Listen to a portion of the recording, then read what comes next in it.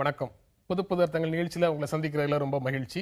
இன்றைய நிகழ்ச்சியில் பங்கேற்பதற்காக மார்க்சிஸ்ட் கம்யூனிஸ்ட் கட்சியின் அருணன் அவர்களும் திராவிட இயக்க தமிழர் பேரவையின் சுபவி அவர்களும் நமது அரங்கத்துக்கு வந்திருக்கிறாங்க. வணக்கம். நிலம் கையகப்படுத்தல் சட்டத்திற்கு எதிராக போராடக்கூடிய தமிழ்நாடு அரசியல் கட்சிகள் எல்லாமே ஓரணியில் நிற்பதற்கான வாய்ப்பு இல்லை அப்படின்னு இன்று ஒரு செய்தி ஒரு ஆங்கில நாளிதழில் வந்திருக்குது. ஏற்கனவே நடக்கக்கூடிய விஷயங்களை பார்க்கும் போதும் அப்படி ஒரு உணர்வு வர்றதை தவிர்க்க முடியல.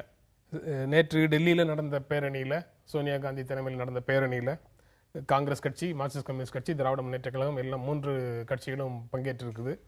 ஆனால் இங்கு தனித்தனியாக வேறு வேறு நாட்களில் ஆர்ப்பாட்டத்திற்கான போராட்டத்திற்கான தேதிகளை அறிவிச்சிருக்கிறாங்க. அதை பார்க்கும்போது இங்கே இருக்கக்கூடிய அரசியலில் வேறு திசையை நோக்கி தான் அந்த அரசியல் போகுதோ, நிலம் கையகப்படுத்தும் சட்டத்திற்கு ஆதரவானவர்கள் எதிரானவர்கள்னு 2 அணிகளாக இங்கு அரசியல் சூழலில் அரசியல் கட்சிகள் பிரிந்து நிற்கலையோ அப்படிங்கிற ஒரு உணர்வு வருது. அது சரிதானா? காலப்போக்கில் அனைத்து கட்சிகளும் ஒருங்கிணைந்து இந்த போராட்டத்தை முன்னெடுப்பார்கள் என்பது நம்பிக்கை, முன்னெடுக்க வேண்டும் என்பது விருப்பம். ஆனால் டெல்லியில் எல்லோரும் ஒருங்கிணைய முடிகிற போது ஏன் தமிழ்நாட்டில் முடியவில்லை என்று ஒரு பெரிய கேள்வி இருக்கிறது. அதை நான் ரொம்ப அவசரப்பட்டு நம்ம முடிவெடுத்துட வேண்டாம். ஆனாலும் ஒரு செய்தியை நான் குறிப்பிடணும்னு நினைக்கிறேன். டெல்லியில் பாரதிய ஜனதா கட்சி அந்த சட்டம் எதிர்க்கப்படுகிறது. தமிழ்நாட்டுக்கு வருகிற போது பாரதிய ஜனதா கட்சியை மட்டுமல்ல, அதிமுகவையும் சேர்த்தே எதிர்த்தாக வேண்டும். ஏனென்றால் இந்தியாவிலேயே அதற்கு ஆதரவளிக்கிற கட்சி அதிமுக தான். அப்போ அதிமுகவையும் சேர்த்து எதிர்க்கிற போது திமுகவோடு நின்று எதிர்க்க வேண்டாம் என்று இடதுசாரிகள் கருதுகிறார்களா என்று ஒரு ஐயம் எனக்கு இருக்கிறது. எனவே அதனை இடதுசாரி தோழர்கள் தான் தெளிவுபடுத்த வேண்டும். ஏன் அங்கே காங்கிரஸோடு இணைந்து தான் அந்த பேரணியில் போயிருக்கிறார்கள். அதாவது நாடாளுமன்றம் அதற்குள்ளே சில மசோதாக்களுக்கு எதிர்ப்பு அனைவரும் சேர்ந்து என்பது பொதுவாக கடந்த காலத்தில் நடந்திருக்கிறது. இது குறிப்பாக ஒரு படுமோசமான விவசாயிகளுக்கு பச்சை துரோகம் இழைக்கிற சில திருத்தங்களை கொண்டு வருகிறது மோடி அரசு. ஆகவே இயல்பாகவே ஒரு கொந்தளிப்பு இன்றைய தினம் அவையிலே, நாடாளுமன்ற அவையிலே ஏற்பட்டிருக்கிறது. பொதுவாக ஃப்ளோர் கோஆர்டினேஷன் என்பாங்க. ஒரு ஒருங்கிணைப்பு என்பது அங்கு தேவைப்படும். 1000 அரசியல் வேறுபாடுகள் இருந்தாலும் குறிப்பிட்ட மசோதா அது மிக மோசமானது என்றால் அதை தோற்கடிக்க அங்கே அவையிலே ஒரு விதமான ஒருங்கிணைப்பு எதிர்க்கிற கட்சிகளுக்கு இடையே எழும். அதனுடைய ஒரு நீட்சி தான் இந்த, அது ஒரு பேரணின்னு பேர் போட்டாங்க.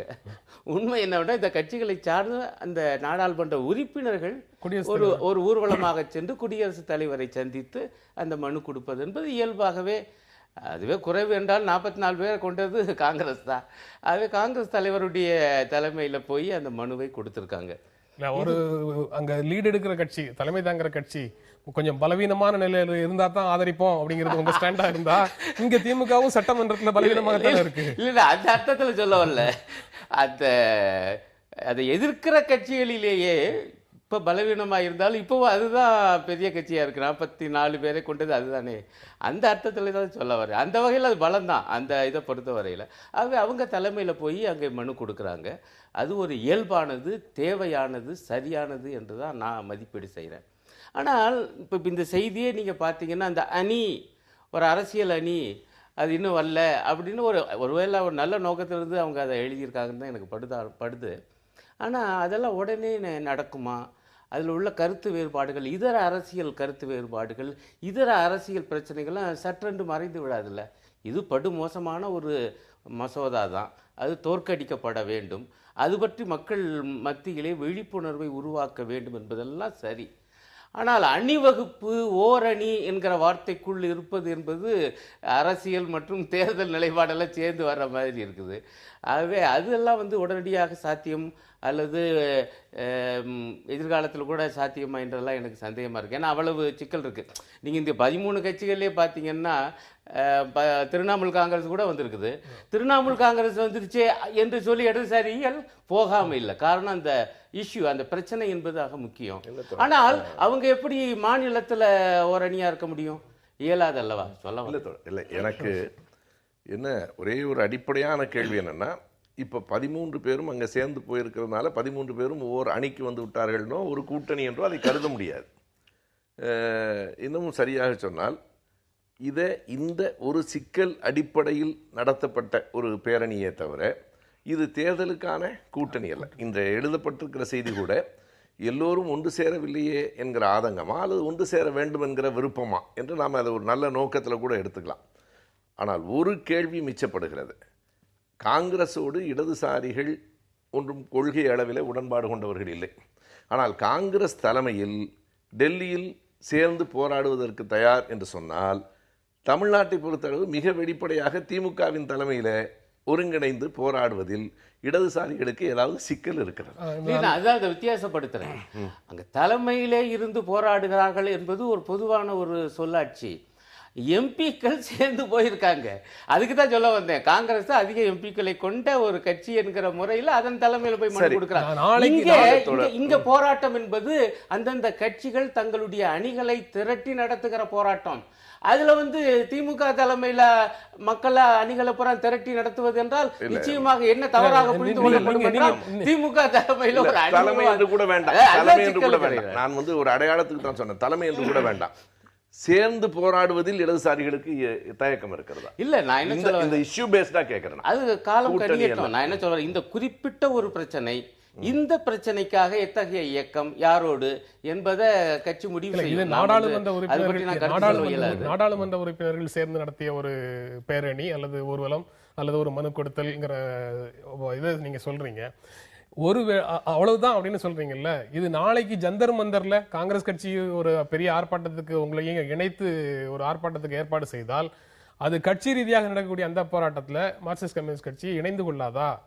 இல்ல, அது கட்சி தலைமை தான் முடிவு செய்யணும். நான் இங்க எடுத்துக்கிட்டு சொல்ல முடியாது, இங்கே சொல்ல முடியாது. இப்ப நடந்திருப்பதை நம்ம புரிந்து கொள்ள வேண்டிய சொல்ல. இந்த பத்திரிகையில் இருக்கிற செய்தியில என்ன குழப்பம் என்றால், ஒரு நாடாளுமன்ற அவை உறுப்பினர்கள் சேர்ந்து போய் மனு கொடுப்பதற்கும் கட்சிகள் இணைந்து போராடுவதற்கும் இடையிலே ஒரு நுணுக்கமான நுண்ணிய வேறுபாடு இருக்கிறது. அதை புரிந்து கொள்ள வேண்டும். அதை நான் மறுக்கல. ஆனா நாம் உண்மையிலேயே இந்த சட்டத்தை கடுமையாக எதிர்த்தாக வேண்டும் என்று முடிவெடுத்தால் அடுத்தடுத்த கட்டங்களுக்கு வரணும்ல.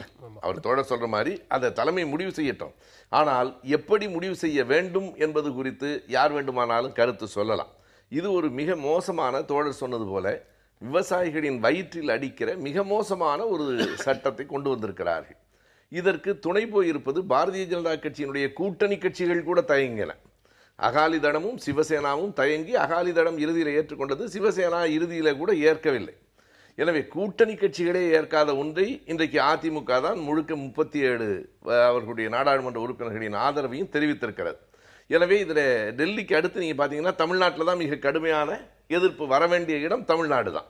ஆகையினால அந்த எதிர்ப்பை எல்லா கட்சிகளும், இது கூட்டணி அல்ல, தேர்தலுக்காக அல்ல, இந்த தேர்தலை விட்டு ஒழிச்சிடலாம், இதை எதிர்ப்பதற்காகவாவது எல்லா கட்சிகளும் ஒரு அணியாக என்றால் இதை எதிர்ப்பதில் ஒரு அணியாக, தேர்தல் அணியாக நான் சொல்லலை, அதற்கு முன்வருவதுதான் இந்த எதிர்ப்பை உண்மையாக காட்டுவதனுடைய அடையாளம். இல்லை, நான் இங்கே ஒன்றை பதிவு செய்ய விரும்புகிறேன். தோழர் மிக சரியாக சுட்டி காண்பிச்சாங்க. இந்த அதிமுக ஆதரித்தது என்பது வன்மையாக கண்டிக்கத்தக்கது. இது தமிழக விவசாயிகளுக்கும் இது மிகப்பெரிய கேட்டை விளைவிக்கப் போகிறது என்பதை முதல்வர் உணர்ந்தாரா உணரவில்லையா என்பது மிகப்பெரிய கேள்விக்குறி. ஏன்னா 3 மிக அடிப்படையான விஷயங்கள். 100கணக்கான ஏக்கர் நிலங்களை கூட அந்த விவசாயிகளிலே 70 அல்லது 80% மக்களின் ஒப்புதல் இல்லாமல் இப்ப கையகப்படுத்தலாம். 2வது, ஒரு 100கணக்கான ஏக்கர் நிலங்களை எடுக்கும் பொழுது அந்த நில உடைமையாளர்கள் மட்டுமல்ல, அந்த நிலத்தை நம்பி இருந்த எத்தனையோ பேர் பாதிக்கப்படுவார்கள்.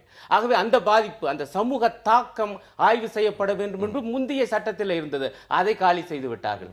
அதை விட இன்னொரு கொடுமை, முப்போகம் விளையக்கூடிய நிலத்தை கூட கையகப்படுத்தலாம் என்று மோடி அரசு இன்றைக்கு தீர்மானித்து இந்த மசோதாவை கொண்டு வந்திருக்கிறது. இவ்வளவு மோசமான 3 கூறுகளை, அந்த கொடுமையான கூறுகளை கொண்ட மசோதாவை அதிமுக ஆதரித்து நிற்கிறது.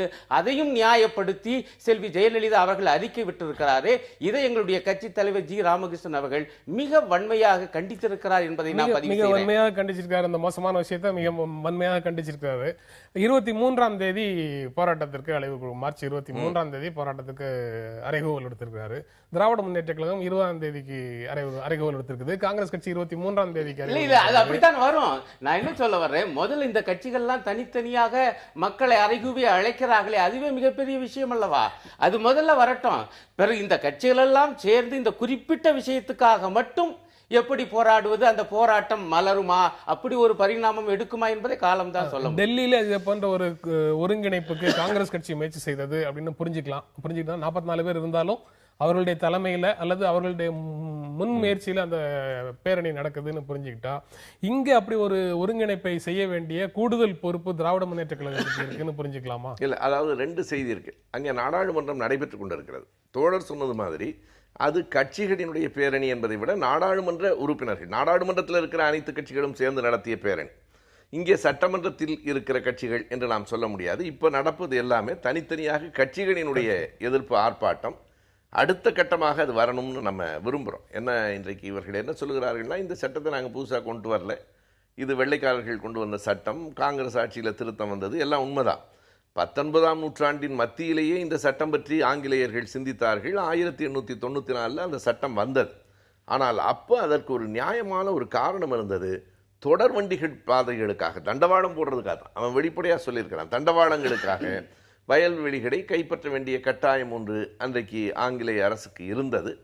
பிறகு நமக்கு தெரியும், மேற்கு வங்கத்தில் சிம்கூர் போராட்டம் வருகிற போது இது கூடுதலாக 900 ஏக்கர் நிலத்தை அந்த டாடா நிறுவனத்துக்கு கொடுத்த போது அந்த வங்கத்து மக்கள் பொங்கி எழுந்து அதனை எதிர்த்தார்கள். இப்போ கூட 2012 தமிழக அரசு தருமபுரி மாவட்டத்தில் இருக்கிற சூடகிரியில் 2300 ஏக்கரை சிப்காட்டுக்காகவும் சிட்கோவுக்காகவும் அதை கையகப்படுத்துதல் என்பதை இன்றைக்கும் அது நடைமுறையில் அந்த முனைப்பாகத்தான் இருக்கிறது. ஆகையினால இதில் பல காரணம் இருக்கு. 2013 நாடாளுமன்றத்தில் அதிமுக இதனை எதிர்த்தது, இன்றைக்கு ஆதரிக்கிறது. 2013க்கும் 15க்கும் அப்படி என்ன வேறுபாடுன்னு எனக்கு தெரியல. ஒரே ஒரு வேறுபாடு எனக்கு தெரியுது, அப்போ பெங்களூர் வழக்கு நடக்கலை, இப்போ நடக்குது. அதை தவிர எனக்கு ஒரு பெரிய வேறுபாடு எனக்கு தெரியல. ஆகையினால இதற்கு ஒரு உள்நோக்கம் இருக்கிறது. அவர் தோழர் ஜி ராமகிருஷ்ணன் கூட சொல்லியிருக்கிறார், இது ஒரு பிரதிபலனை எதிர்பார்ப்பதாக இருக்கிறதுன்னு சொல்லியிருக்கிறார். அதை நான் உள்நோக்கமுடையதாக இருக்கிறதோ என்கிற சந்தேகம் நமக்கு வருகிறது. எனவே மிக கடுமையாக தமிழகத்தில் இதற்காக எதிர்த்து ஒரு போராட்டத்தை கட்டமைக்க வேண்டிய சூழல் இன்றைக்கு ஏற்பட்டது. அந்த பிரதிபலன்ங்கிற சொல்லுக்கு பின்னாடி நீதிமன்ற அவநம்பிக்கையை ஜி ராமகிருஷ்ணன் வெளிப்படுத்துறாருங்கிறது இருக்குல்ல, அதான் நான் உள்நோக்கம் இல்ல இல்ல நீதிமன்றத்தின் மீதான அவநம்பிக்கை அல்ல, மத்திய அரசினுடைய போக்கின் மீதான அவநம்பிக்கைன்னு சொல்லலாம். ஆனால் அதையும் மீறி ஒரு நல்ல தீர்ப்பு வரும் என்று எதிர்பார்க்கலாம். ஆனா இவங்களுக்கு அந்த எதிர்பார்ப்பு இருக்கிறது. இல்லை என்றால் ஓடிப்ப இன்னும் கூட வேடிக்கை என்னன்னா, இந்த விவாதம் நடக்கும்போது ஆரம்பத்தில் அதிமுக காரங்க இதை எதிர்ப்பது போலத்தான் பேசினாங்க.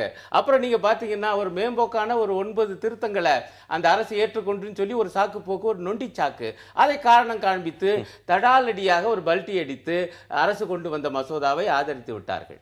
ஆகவேதான் அந்த சந்தேகம் எழுது. அதுல அந்த அம்மா சொல்ற இன்னொரு செய்தி, இது மத்திய அரசை விட மாநில அரசுக்கு கூடுதல் அதிகாரம் தந்திருப்பதால் நாங்கள் ஏற்கிறோம் அப்படின்னு சொல்றாங்க. மாநில அரசுக்கு எதுல கூடுதல் அதிகாரம்? ஏழைகளின் வயிற்றில், விவசாயிகளின் வயிற்றில் நீ அடிக்க கூடாது, நாங்க தான் அடிப்போம் என்பது மாநில சுயாட்சி. அடிக்கலாம். மாநில சுயாட்சி மக்களை பாதுகாப்பதற்கே தவிர மக்கள் வயிற்றில் அடிப்பதற்கு இல்லை. நேற்று முன்தினம் மக்களவையில தம்பிதுரை பேசும்போது நிதிநிலை அறிக்கையை பற்றி பேசும்போது 2 கட்சிகளுக்கும் இடையில காங்கிரஸ் போட்ட நிதிநிலை அறிக்கைக்கும் பாஜக போட்ட வித்தியாசம் இல்லைன்னு தானே பேசியிருக்காரு. நீங்க ஜிஆர் அருண்ஜேட்லி வந்துட்டு போனதற்கு பிறகு ஒரு நிலை மாற்றம் அப்படின்னு சொல்றதுக்கு அந்த கருத்து மாறாகத்தானே. இல்ல இப்ப அதை நம்ம என்ன பார்க்கணும்னா, இப்ப எனக்கு அந்த பேச்சையும் நான் கவனிச்சேன். இப்ப பொது நிதிநிலை அறிக்கை பட்ஜெட் பற்றி தன்னுடைய விமர்சனங்களை சொல்லி அதுல ஒன்றும் வித்தியாசம் இல்லை, அநேகமா காங்கிரஸ் போட்டது போலதான் இருக்குது.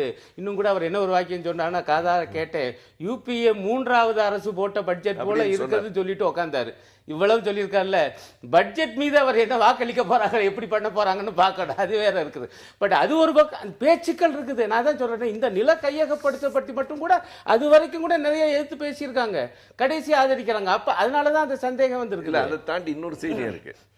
அதிமுக இந்த நிதிநிலை அறிக்கை மீது இப்படி ஒரு விமர்சனம் மாதிரி ரொம்ப வலிக்காமல் அடிப்பது தான் அது. அதுவும் எப்போது வருகிறதுனா, இந்த நிலம் கையகப்படுத்துகிற சட்ட முன்வடிவத்தை அதிமுக எதிர்ப்பது உள்நோக்கமுடையதுன்னு கலைஞர் அறிக்கை கொடுத்ததுக்கு அப்புறம் இல்லை நாங்கள் மத்திய அரசையும் எதிர்க்கிற மாதிரி எதிர்க்கிறோம் என்கிற ஒரு பாவனை தான் அதில் இருக்கிறதே தவிர அது உண்மையான எதிர்ப்பும் இல்லை. பாரதிய ஜனதா கட்சிக்கு உறுப்பினர் சேர்க்கை முயற்சிக்கு ஆதரவு தெரிவிக்கிற மாதிரி, உதவுற மாதிரி ரயான் இன்டர்நேஷனல் அப்படிங்கிற ஒரு பள்ளி தன்னுடைய ஆசிரியர்களையும் மாணவர்களையும் கட்சியில் சேர சொல்லி உத்தரவிட்டிருக்கிறதாக ஒரு செய்தி வந்திருக்குது. அந்த செய்தி எந்த மாதிரியான உணர்வை உங்களுக்கு கொடுக்குது? இன்றைக்கு ஆங்கில நாடேடு ஒன்றில் அந்த செய்தி வந்திருக்கு. ஆனால் 2 நாட்களாகவே சமூக வலைத்தளங்களில் அந்த செய்தி வந்துகிட்டே இருக்கு. ரயான் இன்டர்நேஷனல்ங்கிறது ஒரு மிகப்பெரிய பள்ளி. இந்தியா முழுவதும் 133 கிளைகளையும் 2 லட்சம் மாணவர்களையும் கொண்டிருக்கிற பெரிய பள்ளி. என்ன வேடிக்கைன்னா, அது உருவாக்கப்பட்டது ஒரு கிறிஸ்தவ நண்பர்களால். 1976 அகஸ்டியன் பின்டோ என்கிறவரால் அது நிறுவப்பட்டது. ஒரு கிறிஸ்தவ பள்ளிக்கூடத்தில் பிஜேபிக்கு ஆள் சேர்க்குறாங்க அப்படிங்கிறது தான் இதில் இருக்கிற செய்தி. இதில் 2 செய்தி இருக்குது. ஆக கிறிஸ்தவர்களெல்லாம் பிஜேபிக்கு போகிறாங்கங்கிறது அல்ல, அதை எதிர்க்கிறவர்கள் முழுவதும் அந்த பள்ளியில் படிக்கிற பிள்ளைகளும் ஆசிரியர்களும் தான். பிஜேபியில் சேர விரும்புகிறவர்கள் இந்த எண்ணுக்கு தொலை பேசலாம். இதை நிர்வாகமே மறுக்கலை. என்ன ஒன்றே ஒன்று சொல்கிறான்னா, விருப்பத்திற்கு இணங்கன்னு தான் நாங்கள் சொல்கிறோம், கட்டாயப்படுத்தலைன்னு சொல்கிறாங்க. ஆனால் பல இடங்களில் ரோஹிணி என்கிற இடத்துல இருக்கிற பிரிவிலையும் வசந்த்கஞ்சில் இருக்கிற அந்த பள்ளிக்கூடத்து ஆசிரியர்களும் மிக வெளிப்படையாக சொல்லியிருக்கிறார்கள், போன மாத சம்பளம் இன்னமும் கொடுக்கல, 15 நாட்கள் கடந்ததற்கு பிறகும் சம்பளம் கொடுக்கல. ஏன் எங்களுக்கு சம்பளம் தரலன்னு கேட்டால், பிஜேபியில் சேருவதற்கான அந்த படிவங்களை நீங்கள் நிரப்பி கொடுங்கள், சம்பளம் வாங்கிக்கலாம்னு சொல்கிற அளவுக்கு இதைவிட ஒரு மோசமான சர்வாதிகாரமான ஒன்று இருக்க முடியாது. ஒருவரை கட்டாயப்படுத்தி ஒரு கட்சியில், அதுவும் ஒரு கல்வி குழுமத்தில் ஆசிரியர்கள் மாணவர்கள் எல்லோரையும் சேரச் சொல்வது என்பது இங்கே ஜனநாயக கருத்துரிமை எவ்வளவு நசுக்கப்படுகிறது, ஒரு ஆட்சி அதிகாரம் எவ்வளவு தவறாக பயன்படுத்தப்படுகிறது என்பதற்கான எடுத்துக்காட்டு தான். மிஸ்டு கால் கொடுக்கிறதே ஒரு கட்சிக்கான நடத்துவதற்கான அடிப்படை வழி என்பதாக அது எடுத்து காட்டுகிறது. மிகுந்த கண்டனத்துக்கு உரியதாக இது இருக்கிறது. நீங்க எப்படி பார்க்குறீங்க? அதான் மிஸ்டு கால் கொடுக்குறவங்களெல்லாம் மெம்பர் ஆக்குறோம்னு முதல்ல சொன்னாங்க. அது கூட அது அவங்க உரிமைன்னு எனக்கு பட்டுச்சு. இப்போ மிஸ்டு கால் கொடுங்கிறான். அப்போ மிஸ்டு கால் கொடுத்தாலே போதும்னா அதோடைய கொள்கை என்ன? அந்த கொள்கையை உணர்ந்து தெரிந்து அறிந்து ஒருவர் உறுப்பினராக ஆகிறாரா, அப்படி அவர் ஆக்கப்படுகிறாரா என்பது பற்றியெல்லாம் ஒரு அரசியல் கட்சி கவலைப்படவில்லை. அதுவே ரொம்ப வினோதமானது, விசித்திரமானது, ஒரு வகையில் ஜனநாயக விரோதமானது. ஒரு கட்சி கால் சேர்த்தா அந்த கட்சியினுடைய கொள்கையோடு உடன்பாடு உள்ளவரைத்தான் சேர்க்கணும். மிஸ்டு கால் கூட நீ மெம்பர் தான் என்பது ரொம்ப வினோதம். இப்போ அதாவது அவங்க பாடுன்னு சொல்லலாம், ஒட்டுமொத்தமாக நாட்டின் ஜனநாயகத்துக்கு கேடு என்றாலும். இது அதை விட கொடுமை. அது தோழர் சரியாக சுட்டி காண்பித்தது போல, அங்கே வேலை பார்க்கக்கூடிய ஆசிரியர்கள் மட்டுமல்ல, தோட்டக்காரரிலிருந்து ஆசிரியர்கள் வரை அவங்க அனைவரும் முதல்ல பிஜேபியில் சேரணும். 2வது ஒவ்வொருவரும் 10 பேரை சேர்க்கணும். அப்படி சேர்க்கவில்லை என்றால் சம்பளம் கொடுக்கப்பட மாட்டாது அப்படின்னு கடைசி அந்த செய்தியில் ஒரு பெற்றோர் என்ன சொல்லியிருக்காங்கன்னா, அந்த நம்பரை கொடுத்து இந்த நம்பரோட தொடர்பு கொள்ளுங்க அப்படின்னு மட்டும் பிள்ளைகளுக்கு கொடுத்து அனுப்பியிருக்காங்க. ஒரு பிள்ளை கொண்டு போய் பெற்றோர்கிட்ட கொடுத்துருக்க. அப்பா பார்த்து சரி இது பள்ளி சம்பந்தப்பட்ட விஷயம் போல இருக்குன்னு சொல்லி பார்த்தா, அது நீங்கள் பிஜேபியில் சேருங்கன்னு சொல்லி பள்ளி நிர்வாகம் அந்த அப்பாவுக்கு சொன்னோன்னு அவர் ஒரே அதிர்ச்சியாக இருந்திருக்கு. அது அவர் அப்படியே சொல்லியிருக்கார். அப்போ இது என்ன போக்கு என்பது புரியலை. ஆனால் இதில் ஒரு செய்தி இருக்கிறது. அது என்னன்னா, அந்த பள்ளியினுடைய நிர்வாகி கிரேஸ் பின்டோ என்பவர், அவங்க பிஜேபியினுடைய பெண்கள் பிரிவு மகிழா மோர்ச்சாவுடைய அவங்க இல்லை Delhi BJP Mahila Morcha president Kamaljit Sehrawat said that Pinto is now the Morcha's national secretary. ஆமாம், தேசிய செயலாளர். அது கூட அவங்களுடைய உரிமைங்கிற, அது கிறிஸ்தவராக இருந்து எப்படி இருக்காங்க அப்படிங்கலாங்கிறது அப்படி கூட இருக்கலாம் என்பது இப்போ புரியுது. அந்த அளவுக்கு இன்னும் அவங்க உணரல, அது எந்த அளவுக்கு ஒரு மதவெறி கட்சி என்பதை இவங்க புரிந்து கொள்ளலை. இந்த சிறுபான்மை சமூகத்தை சார்ந்த ஒருவர் அல்லது சுயநலத்தில் கூட அப்படிலாம் இருக்கலாம், ஆட்கள்லாம் இருக்காங்கல்ல, அது ரைட், அது கூட அவங்களுடைய உரிமை. ஆனால் தான் நடத்துகிற பள்ளியில் பணியாற்றுகிற ஊழியர்களை, பள்ளியில் படிக்கிற மாணவர்களை இப்படி கட்டாயப்படுத்த இந்த அம்மையாருக்கு யார் உரிமை கொடுத்தது, அல்லது அந்த நபருக்கு யார் உரிமை கொடுத்தது? அதுதான் மிகப்பெரிய கேள்வி. இது டெல்லி அங்கே ஆட்சியிலே இருப்பவர்கள் மத்தியிலே மோடி அரசு இந்த பின்புலத்தில் அல்லது பின் பலத்தில் இது நடக்கிறது என்றால் நாடு சர்வாதிகாரத்தை நோக்கி போய் கொண்டிருக்கிறது. ஆளும் கட்சியில் அனைவரும் சேர்க, இல்லை என்றால் உங்களுக்கு சிக்கல் தான் என்கிற ஒரு மிரட்டல் தொனி இதில் இருப்பதாக நான் பார்க்கிறேன். இது தோழர் சொன்னது போல மிக வன்மையாக கண்டிக்கத்தக்க. அனைத்து இந்திய அண்ணா திராவிட முன்னேற்ற கழகத்தின் பொதுச் செயலாளர் ஜெயலலிதா மீண்டும் தமிழ்நாடு முதலமைச்சராக வேண்டும் என்ற கோரிக்கையோட கோயில்பட்டி நகரமன்ற அதிமுக உறுப்பினர் தன்னைத்தானே தீயிட்டு தற்கொலை செய்து கொண்டார் அப்படிங்கிறது நேற்றைய செய்தியாக இருந்தது. இன்று அனைத்து இந்திய அண்ணா திராவிட முன்னேற்ற கழக அவருக்காக அவருடைய குடும்பத்திற்கு 3 லட்சம் ரூபாய் நிதியுதவி செய்தார் அப்படின்னு கட்சி செய்தது அப்படின்னு சொல்லி இன்று செய்திகளில் வந்திருக்குது. ஏற்கனவே தற்கொலை தொடர்பாக சமீப காலத்தில் வந்த செய்திகளே சில இன்னும் நினைவை விட்டு போகலை. தமிழ்நாடு அரசு அதிகாரி முத்துக்குமாரசாமியினுடைய ஒரு தற்கொலை இன்னும் நம்ம சுற்றி வந்துட்டு இருக்கு. கர்நாடகா அரசுல ரவி என்ற அதிகாரியினுடைய மர்ம மரணம் இப்போது தற்கொலை என்ற பெயர்ல ஒரு சர்ச்சையாகி கொண்டிருக்குது. பட் அந்த தற்கொலைகள் அல்லது மர்ம மரணத்திற்கு பின்னால் இருக்கக்கூடிய காரணங்கள் வேறு வேறு. கட்சி தலைமை ஒரு அதிகாரத்துக்கு வரணுங்கிறதுக்காக ஒருவர் தற்கொலை செய்து கொள்வது அப்படிங்கிற மாதிரியான விஷயங்களை ஏற்கனவே நம்ம வேறொரு நிகழ்ச்சியில பேசியிருக்கிறோம். அதை தொடர்ந்து இப்போ திரும்பவும் பேச வேண்டியதாக ஒரு சூழல் வந்ததாக ஒரு உணர்வின் காரணமாக இன்னைக்கு அதை பற்றி பேசலாம் அப்படின்னு தோணுது. நீங்க அந்த செய்தியை எப்படி பார்க்குறீங்க? இல்லை, அதுதான் தொடர்ந்து இப்படி நடந்து கொண்டு இருக்கே என்றுதான். ஒவ்வொரு முறை நடக்கும் பொழுதும் அந்தந்த கட்சி தலைமை இது கூடாது என்று உருக்கமான வேண்டுகோள் எல்லாம் விடுறாங்க. இப்பொழுது கூட அதிமுகவுடைய பொதுச் செயலாளர் அவர்கள் அத்தகைய வேண்டுகோளை விடுத்திருக்காங்க. அதுதான் முக்கியமான தலைப்பாகவும் இருக்குது. அவங்களுடைய அதிகாரபூர்வ ஏட்டில் இத்தகைய வேண்டுகோள்லாம் சரிதான். ஆனால் அவங்கெல்லாம் என்ன யோசிக்கணும்னா, அத்தகைய வேண்டுகோளுக்கு பிறகும் அதுவும் அந்த தலைவர்கள்னா அவங்களுடைய கருத்து, அவங்களுடைய பேச்சு என்பது கிட்டத்தட்ட ஒரு வேத கருத்து போல் அந்த தொண்டர்கள் ஏற்கக்கூடிய ஒரு நிலைமை தான் இருக்குது. ஆனால் இந்த விஷயத்தை மட்டும் இந்த தொண்டர்கள் ஏன் ஏற்கவில்லை அல்லது ஏன் ஏற்க மறுக்கிறார்கள், ஏன் தொடர்ந்து இத்தகைய செயலில் ஈடுபடுகிறார்கள் என்பது பற்றி தொண்டர்கள் யோசிக்கிறார்களோ இல்லையோ, இந்த தலைவர்கள் அவசியம் யோசிக்கணும்னு எனக்கு படுது. நாம் பார்ப்பது ஒரு கனநேர உணர்ச்சி சூழல் அல்லது ஒரு பிறழ்விலே நடக்கிற ஒரு கொடூரம். இது தன்னைத்தானே மாய்த்து கொள்வது என்பது, தன்னைத்தானே தேய்த்து கொண்டு தன்னைத்தானே துன்புறுத்தி கொள்வது என்பது ஏற்கனவே அரசியல் கலாச்சாரத்தின் ஒரு பகுதி தான். அது எப்படி என்றால், மக்கள் மத்தியிலே விழிப்புணர்வை ஏற்படுத்துவதற்காக அப்படி பல நாட்கள் உண்ணாநிலை போராட்டத்தை நடத்தியிருக்காங்க. அதுவும் இந்தியாவில் உண்ணாநிலை போராட்டம்னா காந்தி ஞாபகத்துக்கு வரும். காந்தி மட்டுமல்ல, கம்யூனிஸ்டுகளும் அத்தகைய போராட்டங்களை நடத்தியிருக்காங்க. நீங்கள் ஏகே கோபாலுடைய வாழ்க்கை சரிதத்தை படித்து பார்த்தீங்கன்னா, நான் என்று மக்கள் ஊழியனே என்று ஒரு அருமையான நூல், அதில் எனக்கு ரொம்ப ஆச்சரியமாக இருக்கும். அவர் நிறைய இந்த மாதிரி உண்ணாநிலை போராட்டங்களை நடத்தினவர். சிறையில் அந்த காலத்தில் பல பேரும் அந்த உரிமைகளுக்காக உண்ணாநிலை போராட்டத்தை நடத்தியிருக்காங்க, கம்யூனிஸ்டுகள் உள்ளிட்ட. அதெல்லாம் உரிமை போராக இருக்கும் அல்லது மக்கள் மத்தியிலே விழிப்புணர்வை ஏற்படுத்துவதாக இருக்கும். இது அந்த வகை அல்ல.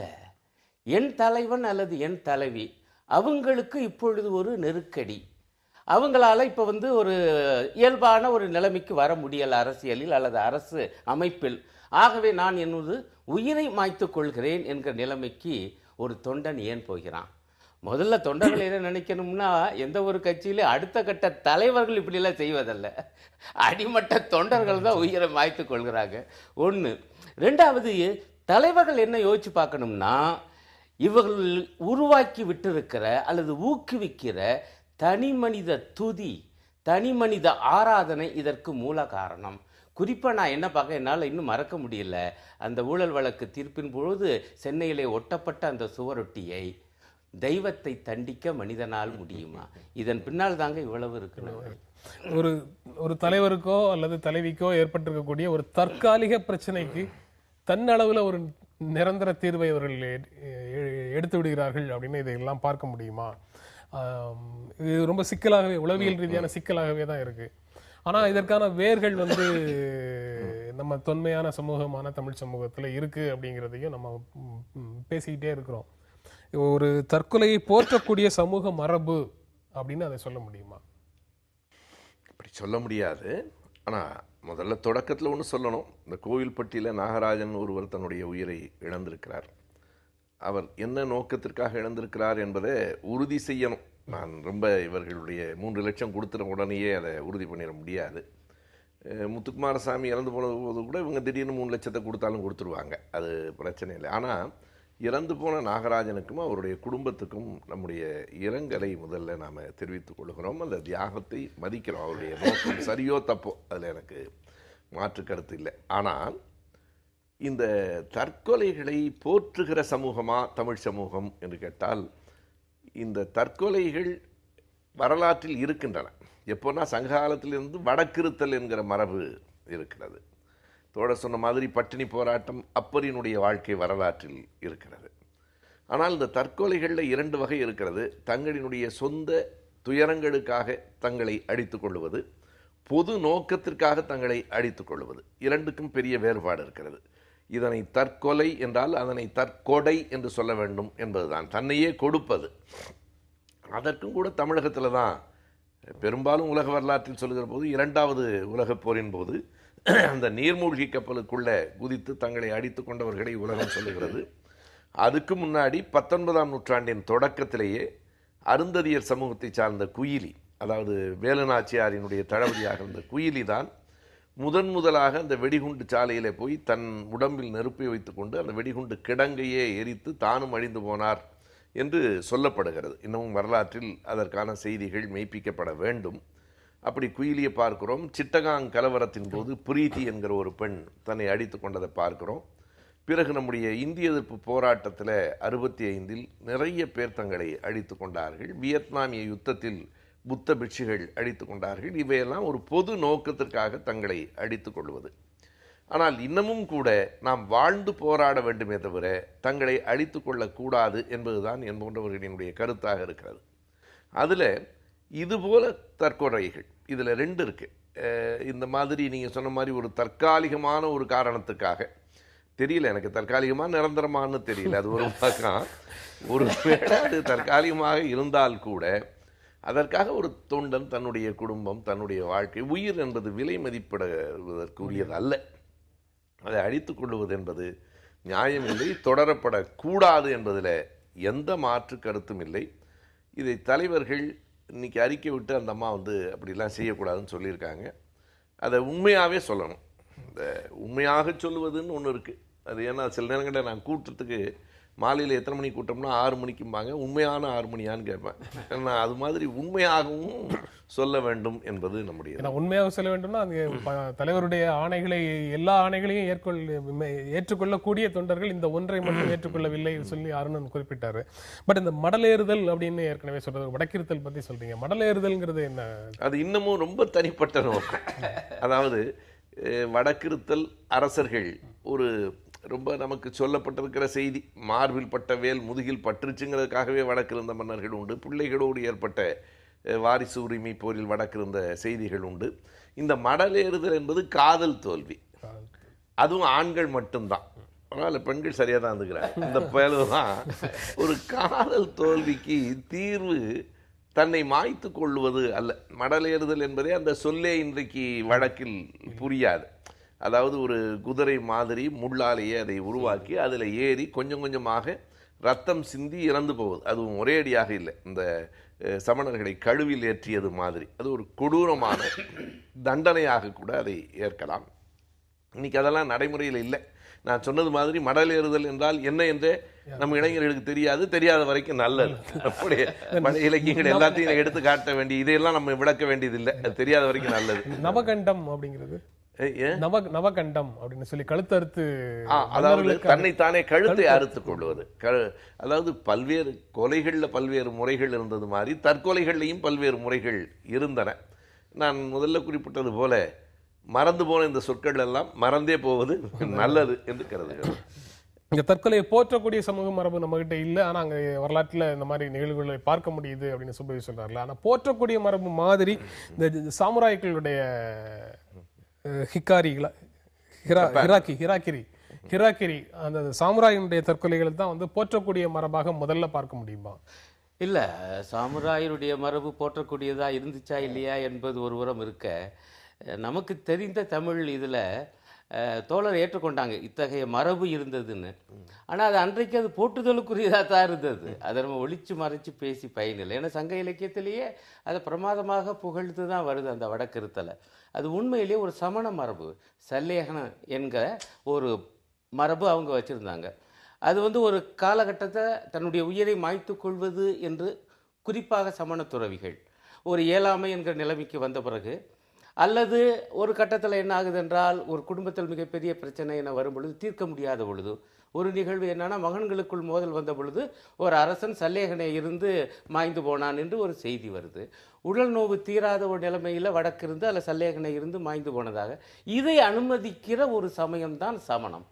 அந்த மரபெல்லாம் அந்த காலத்திலே இங்கே வந்துருச்சு. அதற்கான ஆதாரங்கள் எல்லாம் இருக்குது. அவையெல்லாம் அன்றைய சூழலில் போற்றப்பட்டவை தான். நம்ம என்ன செய்யணும்னா தமிழ் மரபை எடுத்துக்கொள்ளணும், அதில் முற்போக்கான தமிழ் மரபை முன்னெடுத்து செல்லணும் என்பது தான் என்னை போன்ற கூடிய கருத்து. எல்லா பழசையும் நம்ம இன்னும் சுமந்து கொண்டு திரிய வேண்டியதில்லை.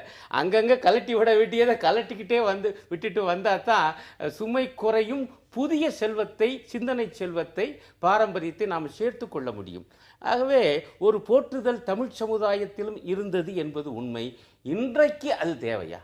இன்றைக்கி நம்ம என்ன சொல்கிறோம்? குடியரசு, ஒவ்வொருவருக்கும் சமமான வாக்குரிமை, வயது வந்த அனைவருக்கும் வாக்குரிமை, அந்த அடிப்படையிலே நடக்கிற நாடாளுமன்ற ஜனநாயகம்னு பேசிக்கிறோம்.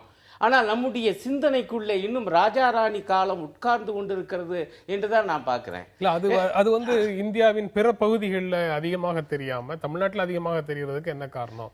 இந்திய விடுதலை போராட்டத்தில் அந்த மாதிரி ஒரு ஆயுத கிடங்குகளை அழிப்பதற்கான தற்கொலைகளை பார்க்கலாம். அப்படி ஒரு 1-2 எடுத்துக்காட்டுகளை தாண்டி தன்னைத்தானே மாய்த்துக் கொள்றது, தீயிட்டுக் கொள்றது அப்படிங்கிறது இல்ல இப்ப நான் குறைவாக இருக்கு. இல்ல அது இது வித்தியாசப்படுத்தி பார்க்க விரும்புறேன். ஒரு போர் நடக்குது, சுதந்திர போர், அது 2ஆம் உலக போர். அப்ப ஆயுதம் இல்லாத ஒரு மனிதன் தன்னையே ஆயுதமாக்கி கொண்டு அங்க போய் குதிக்கிறான், ஒரு குண்டை கட்டிக்கிட்டு. அப்பதான் அந்த கப்பலை மூழ்கடிக்க முடியும் என்பது. அதுவும் இதுவும் ஒன்றல்ல. முதல்ல அதை பிரிக்கணும். இங்கே அதைத்தான் நான் சொன்னேன், தனி மனித ஆராதனையிலிருந்து எழுவது. அது என்ன தமிழ் பாரம்பரியம் இங்க இன்னும் ஆழமா இருக்குன்னா, நீங்க சோழ சாம்ராஜ்ய காலத்துல என்ன அது ஆபத்து உதவிகள் ஒன்று. கல்கியுடைய பொன்னியின் செல்வன்களில் கூட அது விரிவாக வராது. உண்மை. ஏன்னா நீலகண்ட சாஸ்திரியார் சோழர்கள் நூலில் மிக விரிவாக அதை எடுத்து சொல்றாரு. அது என்னன்னா, ஒரு 20 பேர் இருப்பாங்க உதாரணத்துக்கு. இந்த படைகள் வீரர்கள் அந்த 20 பேருடைய வேலை என்னன்னா ராஜாவை காப்பது தான். ராஜாவை காக்க தவறினால், ஏதேனும் ஒரு சதி செயலிலே ராஜா கொல்லப்பட்டால், இந்த 20 பேரும் தங்களுடைய தலையை அறுத்து கொண்டு செத்து போவார்கள். இதனுடைய இந்த மோசமான சொல்லுவேன். அதாவது ராஜாராணி காலம். அந்த ஒரு ராஜாவுக்காக காப்பாற்ற முடியவில்லையே என்று செத்து போனானே அந்த ஆபத்துதவிகள். கிட்டத்தட்ட அந்த பாரம்பரியத்தை இந்த கோவில்பட்டிக்காரர் தொடர்கிறார். கவனிங்க, நான் துதிக்கிற என்னுடைய தலைவி இன்னும் இங்கே முதல்வராக ஆக முடியவில்லை. ஆகவே நான் என்னை நானே எரிதழலில் இட்டுக்கொள்கிறேன் என்பதும் அதுவும் என்ன வித்தியாசம்னு கேட்கறேன். இது தவறு. இது ராஜா ராணி காலத்துக்கு வேணா இருந்து தொலைஞ்சு போயிருக்கட்டும், இந்த ஜனநாயக காலத்துக்கு வேண்டாம் என்று அவங்களுக்கு நம்ம எடுத்துரைக்க வேண்டாமா? இல்ல, தோட சொன்னதுல 2-3 செய்திகள் எனக்கு அப்படியே உடன்பாடானது. ஒன்று, மரபுகளை அறிதல் வேறு, மரபுகளை பின்பற்றுதல் வேறு. நம் மரபுகளை நாம் அறிந்திருக்க வேண்டும், அதுல எனக்கு ஒன்றும் மாற்று கருத்து இல்லை. ஆனால் எல்லா மரபுகளையும் பின்பற்றணுமாங்கிறது இல்லை. ரெண்டுக்கும் இடையில் மரபுகளை ஆராய்தல் ஒன்று இருக்கு. மரபுகளை அறிதல், ஆராய்தல், சரியானவைகளை பின்பற்றுதல், அதுவும் மிக சரியான செய். அது மாதிரி போர் முறையாக பின்பற்றுதல், போரினுடைய ஒரு முறை என்று எடுத்துக்கொண்டால், நம்ம சொன்ன மாதிரி குயிலியிலிருந்து தொடங்கி ஈழப் போராட்டத்தில் மில்லர் தன்னையே அழித்து கொண்டு ஒரு வெடி கிடங்கையே காலி செய்தது வரைக்குமான அந்த போர் முறைகள், இவை எல்லாவற்றையும் தாண்டி இப்படி சின்ன சின்ன செய்திகளுக்காக தங்களை மாய்த்து கொள்ளுகிற இந்த போக்கு கண்டிக்கப்பட வேண்டியது, தவிர்க்கப்பட வேண்டியது. இதை நாம் ஒரு நாளும் ஆதரிக்க முடியாது, ஆதரிக்க கூடாது, இது தொடரவும் கூடாது என்பதில் யாருக்கும் எந்த மாற்று கருத்தும் இருக்க முடியாது. இல்லை, இன்னும் ஒன்றே ஒரு செய்தியை மட்டும், இப்போ கூடாதுன்னு மட்டும் சொல்கிறேன். இந்த தலைவர்கள் எப்படி நடந்துக்குவாங்கன்னு ஒரு புறம் இருக்க, ஒரு அரசமைப்பு ரீதியாக, அரசியல் சீர்திருத்தம் ரீதியாக நாம் சிந்திக்க துவங்கினால் எனக்கு என்ன படுதுன்னா, இந்த தனி மனித ஆராதனையை நிறுத்த ஒருவர் எம்எல்ஏவாக அல்லது எம்பியாக 3 முறைக்கு மேல் நிற்கக்கூடாது என ஆக்கினாலே இந்த தனி மனித துதி குறைவதற்கு வாய்ப்பு உண்டு நினைக்கிறேன். ஆரம்ப கட்டத்தில் தலைவர்கள் பஞ்சம் இருந்திருக்கலாம், ஆகவே அப்படி முடியாதுன்னு சொல்லலாம். இன்றைக்கே அப்படி சிந்திக்கக்கூடாது. ஏன் ஒருவரே மீண்டும் மீண்டும் முதல்வராகணும்? இவர் 5வது முறையானவர், 6வது முறையானவர். ஒரு வகையில் பெருமையாக அந்த கட்சி தொண்டர்களுக்கு தெரியலாம். ஆனால் அது என்ன காண்பிக்கிறது? அவரை விட்டால் வேறு யாரும் இல்லை.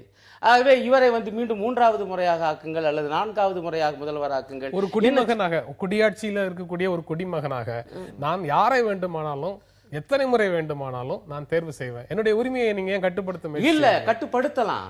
ஏனென்றால் நீங்க அடுத்தடுத்த தலைமுறையை தயார் செய்கிற ஒரு வேலையும் இருக்குது. இல்ல, கட்சி கட்டுப்படுத்தணுமா அரசே கட்டுப்படுத்தணும்? அரசே கட்டுப்படுத்தலாம். இப்ப அமெரிக்காவில் இருக்கு, அமெரிக்காவில் இருக்குது. ஆனா அந்த முறை வேறுன்னு வச்சுக்கோங்க, அது வேறு. ஆனால் இங்க அந்த பக்குவம் வந்து விட்டது நான் நினைக்கிறேன். இன்றைக்கு நாடு சுதந்திரம் பெற்று ஒரு 68 ஆண்டுகள் ஆன பிறகாவது நாம் ஏன் யோசிக்க கூடாது? இவர் தான் மீண்டும் மீண்டும் முதல்வர் எனும் வரும் பொழுதுதான் இயல்பாகவே ஒரு துதி, ஒரு ஆராதனை, அதுவும் சொல்ல போனா தெய்வத்துக்கு இணையாக வைத்து பார்க்கிற பார்வை தொண்டனுக்கு ஏன் வருது? எங்க இருந்து வேறுபடுதுன்னா, ஒரு வெகுமக்கள் அடிப்படையில் கட்டப்படுகிற கட்சிக்கும் அணிகளின் அடிப்படையில் கட்டப்படுகிற கட்சிக்கும் ஒரு மாஸ் ஓரியன்டா அல்லது கேடர் ஓரியன்டா என்பதில் இருக்கிற வேறுபாடு அது. நீங்கள் ஒரு தனிமனித வழிபாடு கூடாது என்பது சரி என்றாலும் தனிமனித தலைமை ஆளுமை என்பது முற்றுமாக மறுக்கப்படுவதும் சரியில்லை என்பதுதான் என்னோட கருத்து. அதே நேரத்தில் ஒரு முதலமைச்சர் ஆகணும்ங்கிறது, மன்னிக்கணும் குறுக்கிட்டுக்கு, இல்ல முதலமைச்சர் ஆகிறதுங்கிறத சொல்றீங்க. நீங்க மகாராஷ்டிரால முதலமைச்சராகவோ அதிகாரத்துக்கோ வராத தலைவர் கட்சியினுடைய தலைவராக இருக்கிற வரைக்கும் அவர் மேல ஒரு தூசு கூட படாம வழிபாட்டுல இருந்ததை பார்க்க முடியுது. கன்ஷிராம் வேறு வகையில அதே மாதிரி முக்கியமான ரோல்ல இருந்தாரு, அதிகாரத்துக்கு வரல. இல்ல நீங்க யார சொல்ல வரீங்க? ஏற்றுக்கொள்கிறேன். மேற்கும் கிழக்குமா 2 பேரும் நீங்க சொல்றது உண்மைதான், சரியா சொல்றீங்க. நான் என்ன சொல்ல வரேன்னா, அதை நோக்கி போவதற்குன்னு சொல்ல வரேன். இப்ப பாருங்க, இப்ப தமிழ்நாட்டில் 2 முதல்வர் இருக்காங்க. இத்தகைய நிலைமை குறைஞ்ச முதல்வர்கள் மட்டுமா 2 பேர் இல்ல சொல்ல வர ஒவ்வொரு 2 இருக்கட்டும். இது இத்தகைய நிலைமைகள் வராமல் இருப்பதற்கு இவ்வளவுதாயா? நீங்க இது ஒரு 3 பீரியடுக்கு மேல முடியாது என வரும்பொழுது இயல்பாகவே இன்னொருவரை தயார் செய்ய வேண்டிய கட்டாயம் வரும் பொழுது இந்த துதியினுடைய அளவும் தன்மையும் ஓரளவு குறையக்கூடிய வாய்ப்பு இருக்குங்கிறேன். உடனே போயிடும் சொல்ல வரேன். இது ரொம்ப வித்தியாசமானது. இவர் முதலமைச்சர் ஆகிறதுக்காக நான் சேர்த்து போறேன் சொன்னா, இங்க தமிழ்நாட்டில் ஏற்கனவே ஒரு 36 பேர் முதலமைச்சருக்கான கூட அலைஞ்சிட்டு இருக்காங்க. இது ஒவ்வொருத்தரும் முதலமைச்சர் ஆகிறதுக்கு நீ ஓட்டு போடு, செத்து போய் என்ன பண்றது? இது ரொம்பவும் அவருடைய இறப்பை, அவருடைய தற்கொலையை நான் கொஞ்சமும் குறைபடுத்தாமல், அதே நேரத்தில் இப்படியெல்லாம் ஒரு கோரிக்கை வைத்து தற்கொலை செய்து கொண்டால் அன்றாடம் தற்கொலைகள் நாட்டில் நடந்துகிட்டே இருக்கும். மற்ற தற்கொலைகளுக்கும் இந்த தற்கொலைகளுக்கும் உண்டான வேறுபாட்டை பற்றி சொன்னீங்க. தலைவர்கள் கண்டித்த பிறகும் இது தொடர்கிறது அப்படிங்கிறதையும் சொன்னீங்க. அது தலைவர்கள் உண்மையாக கண்டிக்கவில்லை அப்படிங்கிற ஒரு சந்தேகத்தையும் வெளிப்படுத்தினீங்க. இதையெல்லாம் மீறி ஜனநாயகத்தினுடைய கூறுகள் நம்ம கிட்ட சேரல. இங்கு விசுவாசம் மட்டுமே போற்றி பாதுகாக்கப்படுகிறது, அல்லது விசுவாசமாக இருக்கிறத மட்டுமே தான் நான் பெரிய பண்பாக நினைக்கிறேன், அதன் காரணமாக என்னை நானே மாய்த்துக் கொள்கிறேன் அப்படிங்கிற இடத்துல இருந்து அவர்களை வெளியில கொண்டு வர்றதுக்கு வேற என்ன வழி இருக்கு? இல்ல அதான் நான் ஒரு விழிப்புணர்வு அப்படின்னு சொல்லி ஒற்றை வரியில சொல்லி அப்படி முடிக்க கூடாது என்பதற்காகத்தான் இந்த தேர்தல் சீர்திருத்தத்தை நான் ஒரு முக்கியமான சொல்றேன். அதுவே துவக்கமும் முடிவு என்று நான் சொல்லலை. ஆனால் அது அங்கிருந்து தான் ஆரம்பிக்கப்பட வேண்டுமோ என்று எனக்கு படுது. தோழர் மிக சரியாக சுட்டி காண்பித்தாங்க. மார்க்சியமும் அதுதான் சொல்லுது. வரலாற்றில் தனிநபர்களுக்கு என்று ஒரு பங்களிப்பு உண்டு, ஒரு பாத்திரம் உண்டு, அதை மறுக்கலை. ஆனால் அவர்கள் குறிப்பிட்ட ஒரு யுகத்தினுடைய, ஒரு காலகட்டத்தினுடைய எதிரொலியாக, பிரதிபலிப்பாக இருக்க வேண்டுமே ஒழிய அவர்கள் உச்சரிக்கிற வார்த்தையெல்லாம் கட்சியாக, சித்தாந்தமாக மாறிவிடக்கூடாது. தொண்டர்களுடைய நெஞ்சில் அந்த நுணுக்கமான வேறுபாட்டை தலைவர்கள் தான் கோடிட்டு காண்பிக்கணும். ஏன்னா அதுவும் தமிழகம் போன்ற, இந்தியா போன்ற இங்கே சூழலில் இப்போ தான் வளர்ந்து கொண்டு இருக்கோம். நம்ம இந்த வளர்கிற சூழல்களில் ஐயா எனக்கு ஒரு முக்கியமான பங்கு உண்டு, நான் உங்களுடைய தலைவர்கள் தான், ஆனால் நான் சொல்வதையெல்லாம் நீ அப்படியே கேட்கணும்னு அவசியம் இல்லை, உன் பகுத்தறிவை பயன்படுத்து என்று அந்த பெரியார் பாணி இருக்கே, அதை சொல்லுகிற நிலைமை, அந்த பக்குவம் அல்லது ஒரு வகையான துணிவுன்னு அப்படி தான் சொல்ல வர்றது. தன்னுடைய அந்த பங்களிப்பு சற்று குறைஞ்சு போனது போல தெரிஞ்சாலும் கூட தைரியமாக நான் சொல்வதையெல்லாம் நீ கேட்க வேண்டும் என்கிற அவசியம் இல்லை, உன்னுடைய பகுத்தறிவு என்கிற உரைகளிலே போட்டு பார் என்று உணர்வுபூர்வமாக உண்மையாக கட்சி தலைவர்கள் சொல்லணும். அதுல இந்த மாதிரி தங்களையே அழித்துக் கொள்ளுகிற அளவுக்கு ஒரு அளவு கடந்த அன்பு வைத்திருக்கிறவர்கள் ரொம்ப எண்ணிக்கையில் ரொம்ப மிக மிக குறைவுதான். நம்மளை அச்சுறுத்துகிற அளவுல எல்லாம் எண்ணிக்கை இல்லை. ஆங்கிலத்தில் சொன்னால் அது ஒரு மைக்ரோஸ்கோபிக் மைனாரிட்டி. பெரும்பாலும் அந்த விசுவாசம் இருக்கிற மாதிரி காட்டிக்கிறவங்க தான் அதிகம். நம்ம அமைச்சர்கள் எல்லாம் அழுதுகிட்டே தானே பதவி ஏற்றாங்க. அழுதுகிட்டே யாரும் அமைச்சர் பதவி வேண்டாம்னு சொல்லலை, அழுதுகிட்டே பதவி ஏற்றாங்க. இப்போ கூட ஒரு பெண் அமைச்சர் அழுது கொண்டே கேக் சாப்பிட்டார். நீங்கள் ஒன்று அழுகணும் இல்லை கேக் சாப்பிடணும். இது யாரை ஏமாற்றுவதற்குன்னு ஒரு கேள்வி இருக்குது. ஆகையினால இது ரொம்ப அடிமட்டத்தில் இருக்கிற உண்மையான சில தொண்டர்களினுடைய அந்த அளவு கடந்த அந்த அன்பு, இதை ஒரு விழிப்புணர்ச்சி மூலமாகத்தான் நாம் கொண்டு வரணும். எல்லாவற்றையுமே அரசியல் ரீதியாகவே செய்துவிட முடியும் என்று நான் கருதலை. வெறும் சட்டம் கொண்டு வருவதால் எல்லாம் சரியாகிவிடும் என்று சொல்ல முடியாது. அது ஒரு வழி என்று தோழர் குறிப்பிடுகிறார். ஆனாலும் அது எல்லா கட்சிக்கும் எல்லா இடத்திலும் பொருந்தால். இந்த தலைவரால் ஒரு தலைவர் இருக்கிற இடத்துல சட்டென்று இன்னொருவரை அந்த இடத்துல வைத்து விட முடியுமான்னு எனக்கு தெரியல. அதற்கு பல காலங்கள் ஆகும். ஒரு சமூகத்தினுடைய பொதுவான ஒட்டுமொத்த விழிப்புணர்ச்சியே இன்னமும் பல மேல் தடங்களுக்கு வர வேண்டி இருக்கிறது.